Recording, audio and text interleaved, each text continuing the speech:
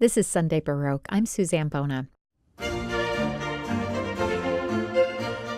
have an impression in mind of where the show's going to go and some concepts in mind of what sort of themes I want to grab onto and I want to build on.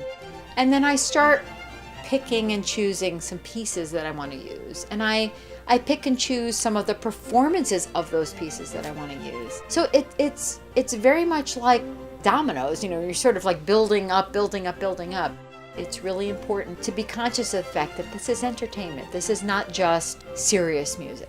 There's something really buoyant and energetic, and I think that there's something really sort of serene and lovely, and I really try to sort of pair those and provide that kind of contrast and provide that kind of complete experience.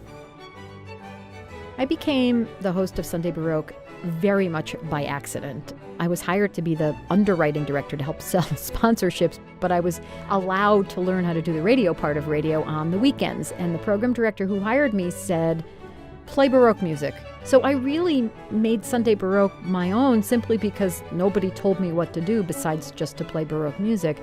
And that's how Sunday Baroque started, really. It was just this sort of very minor direction of, play Baroque music. We're at over 170 stations right now. And we have stations in Guam and the Northern Marianas Islands. I've actually visited the station in Guam, not once, but twice. It's extraordinary. And we have, large markets and small markets. So I'm really, really proud that we are on in places where it really is very, very meaningful for those listeners.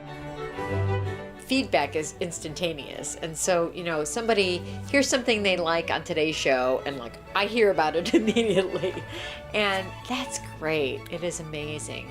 I love the fact that we're able to not only receive that feedback, but respond really immediately and have, sort of an interaction with listeners.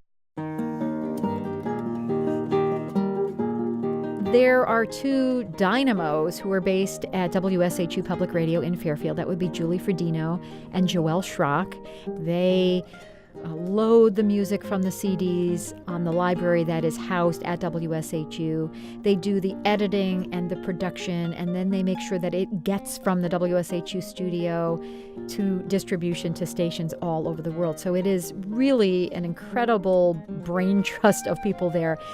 For my part, I'm in a studio in Cincinnati, Ohio, and I get to work with our engineer, Rick Andrus, and we put together the voice portion. I've written the script and I've edited the script, and we put together that part of the puzzle that we then send to Julie and Joelle in Connecticut. So again, it's this sort of collaborative effort across the miles between WSHU and WGUC Cincinnati.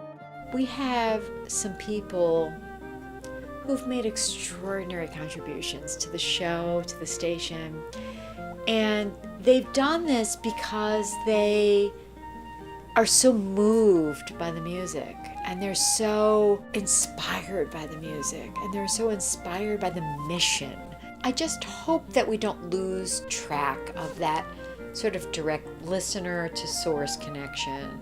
It's extraordinary, and it is really wonderful, and it's really gratifying. That just gives me so much hope for the future. It really gives me so much hope.